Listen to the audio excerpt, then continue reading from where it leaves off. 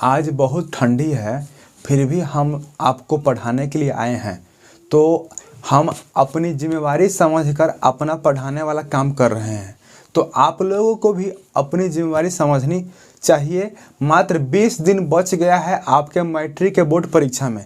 तो आप लोग भी जिम्मेवारी समझिए और आप सही से पढ़ाई कीजिए।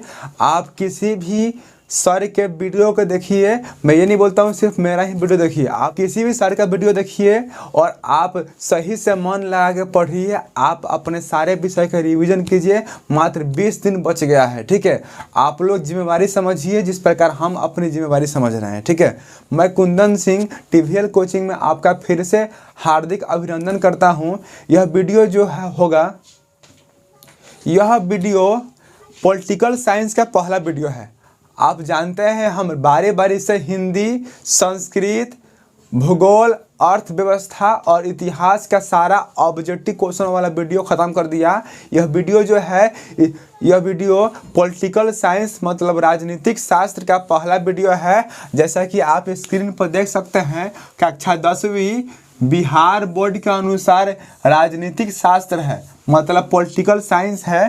पहला सवाल आप स्क्रीन पर देख सकते हैं। सवाल है, सामाजिक विभाजन को संभालने में इनमें कौन सा कथन लोकतांत्रिक व्यवस्था पर लागू नहीं होता है। तो ये सवाल जितने भी है लोकतांत्रिक शास्त्र में मतलब पॉलिटिकल साइंस में, सभी सवाल के जो ऑप्शन है ना, बहुत लंबे लंबे ऑप्शन है और ये सारे सवाल जो होंगे ना बहुत ही उलझे हुए होंगे। तो आप ध्यान से देखिएगा और सारे ऑप्शन को ध्यान से मतलब कूल होकर दिमाग को ठंडा करके चारों ऑप्शन को पढ़िएगा, समझिएगा और समझ बूझ को तब टिक कीजिएगा। तब जाकर आपका पॉलिटिकल साइंस का वह सवाल सही होगा, नहीं तो गलत हो सकता है, ठीक है। चारों ऑप्शन ऐसे होंगे।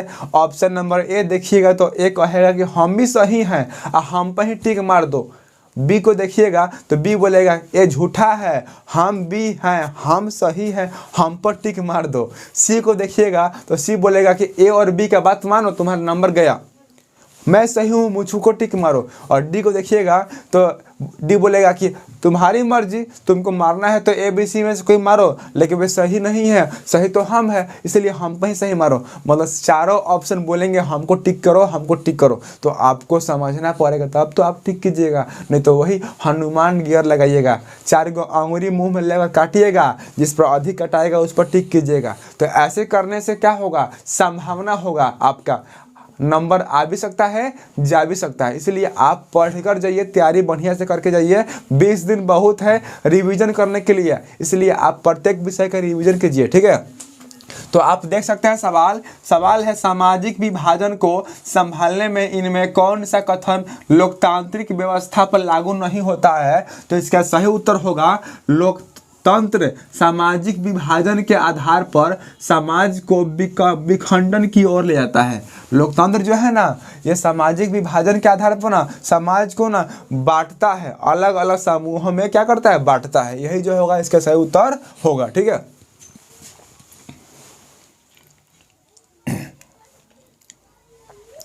अगला प्रश्न है, निम्नलिखित में भारत के लिए कौन सा कथन सही है। तो भारत जो है ना, यहाँ धर्मनिरपेक्षता का सिद्धांत है, मतलब भारत एक धर्मनिरपेक्ष देश है, यहाँ पे धर्मनिरपेक्षता है, इसलिए यहाँ धर्मनिरपेक्षता का सिद्धांत है। यही जो होगा ऑप्शन सही होगा, आप इसी पर टिक कीजिएगा, ठीक है।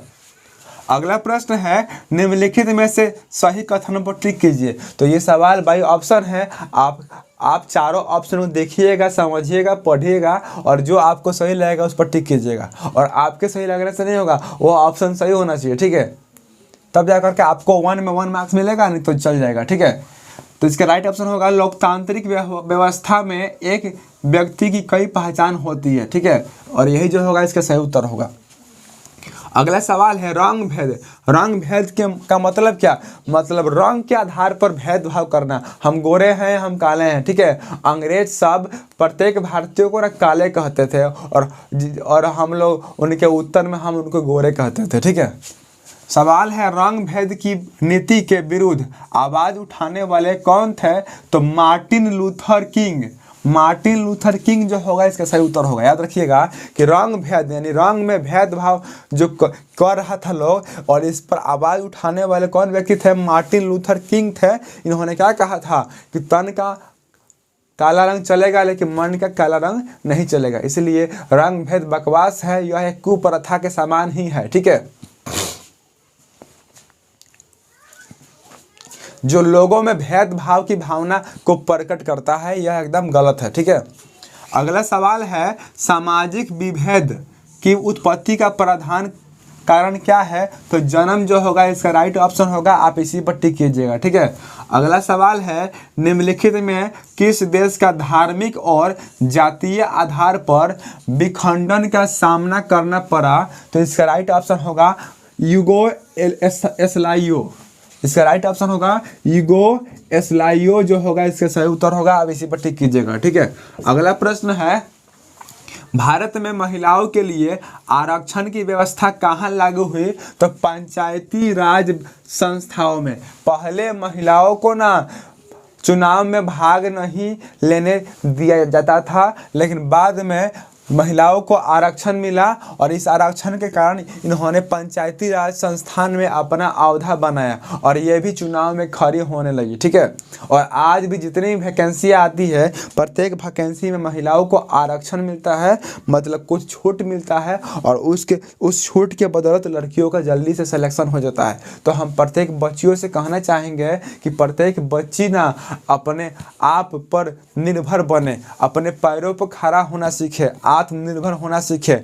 मतलब माता पिता पर बोझ बनने से क्या फ़ायदा है? तुम बढ़िया से पढ़ोगी, लिखोगी, मेहनत करोगी, तुम्हारा नौकरी लगेगा, 2-4 साल के बाद इतना पैसा कमा लोगी कि तुम अपने माता पिता पर बोझ नहीं बनोगी, तुम अपने ही पैसा से तुम्हारा शादी ब्याह हो जाएगा, माता पिता का टेंशन ख़त्म हो जाएगा। ठीक है, तो इसलिए यदि तुम 10वीं का परीक्षा दे देती हो, उसके बाद 11वीं और 12वीं बढ़िया से पढ़ना, पढ़ने के बाद जितनी भी वैकेंसी आएगी सबका तैयारी करना और फॉर्म भरना और उस फॉर्म भर करके मेहनत करके पढ़ लिख करके उस नौकरी को पाना और अपने माता पिता पर बोझ मत बनना। ठीक है, नहीं तो फिर वही होगा जो आगे से होते आ रहा है। ठीक है, इसलिए तुम सब समझो। ठीक है, अगला सवाल है श्रीलंका में सत्ता में भागीदारी के संदर्भ में सही कथन क्या है? तो इसका राइट ऑप्शन होगा सरकार की नीतियों द्वारा सिंहली भाषा बहुसंख्यकों का प्रमुख बनाए रखने का जो प्रयास होगा यही सही उत्तर होगा।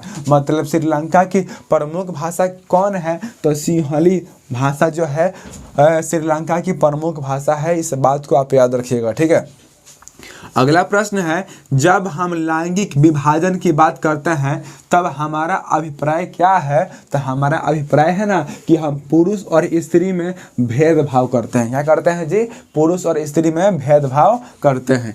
अगला प्रश्न है भारत में राष्ट्रीय महिला आयोग अधिनियम कब बना था? तो सन 1990 जो होगा इसका सही उत्तर होगा। याद रखिएगा कि भारत में राष्ट्रीय महिला आयोग अधिनियम मतलब महिलाओं की सुरक्षा है, तो यह नियम ना 1990 में बना था, इस बात को आप याद रखिएगा। ठीक है, अगला सवाल है इंग्लैंड में महिलाओं को वयस्क मताधिकार किस वर्ष प्राप्त हुआ था? तो सन 1918 इसका सही उत्तर होगा। इसके पहले वाले वीडियो में मतलब हमने अर्थव्यवस्था में भी इस सवाल को पढ़ा है कि इंग्लैंड में महिलाओं को वोट देने का अधिकार कब मिला? तो सन 1918 में मिला। ठीक है, इसके पहले सन 1918 के पहले ना इंग्लैंड में ना पुरुष ही वोट देते थे, स्त्रियां वोट नहीं देती थी। ठीक है,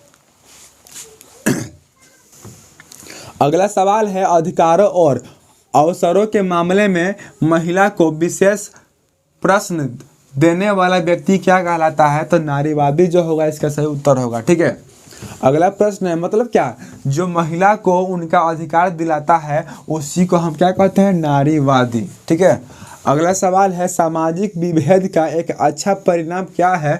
तो लोकतंत्र को सशक्त बनाना, मतलब लोकतंत्र को मजबूत बनाना ही इसका एक परिणाम है अच्छा वाला। ठीक है, अगला सवाल है धर्म को समुदाय का मुख्य आधार मानने वाला व्यक्ति क्या कहलाता है? तो सांप्रदायिक। मतलब धर्म को समुदाय का मुख्य आधार मानने वाला व्यक्ति क्या कहलाता है? सांप्रदायिक कहलाता है। ठीक है, अगला सवाल है, निम्नलिखित में से कौन लोकतंत्र में रंग भेद के विरोधी नहीं थे? तो जेड गुडी जो होगा इसका सही उत्तर होगा जेड गुडी। जो थे ना, लोकतंत्र में रंग भेद के विरोधी नहीं थे, मतलब लोकतंत्र में भी भेदभाव किया जाता था रंग के आधार पर, लेकिन ये जेड गुडी रंग के विरोधी नहीं थे, रंग में भेदभाव नहीं करते थे, काले गोरे सबको एक समान रखते थे। ठीक है, अगला सवाल है, किस लोकसभा चुनाव में महिलाओं की भागीदारी का प्रतिशत सबसे अधिक हो गया? तो 17वीं लोकसभा जो चुनाव हुआ था यही उसका सही उत्तर होगा। अगला सवाल है, लोकतंत्र जनता के द्वारा तथा जनता के लिए शासन है, किसने कहा था? तो अमेरिका के पूर्व राष्ट्रपति अब्राहम लिंकन ने इस प्रमुख वाक्य को कहा था। ठीक है, अगला सवाल है, भारत में केंद्र शासित प्रदेश कितने हैं? तो पहले तो 7 थे, लेकिन अब कितने हो गए हैं? 9 हो गए। याद रखिएगा कि भारत में 9 केंद्र शासित प्रदेश हैं और 28 राज्य हैं। ठीक है, अगला सवाल है, संघीय सरकार की एक विशेषता है, तो इसका सही उत्तर होगा सरकार की शक्ति शासन के विभिन्न स्तरों के बीच बढ़ जाती है। और लास्ट क्वेश्चन आप देख सकते हैं इस चैप्टर का, भारत में किस प्रकार की शासन प्रणाली है? तो संघात्मक जो होगा इसका सही उत्तर होगा। इस तरह आपका पॉलिटिकल साइंस का पहला वीडियो खत्म हुआ। आपने इस वीडियो को अंत तक देखा, इसके लिए मैं कुंदन सिंह दिल से बहुत बहुत शुक्रिया करता हूँ। मिलेंगे अगले वीडियो में, तब तक के लिए नमस्कार, जय हिंद, जय भारत।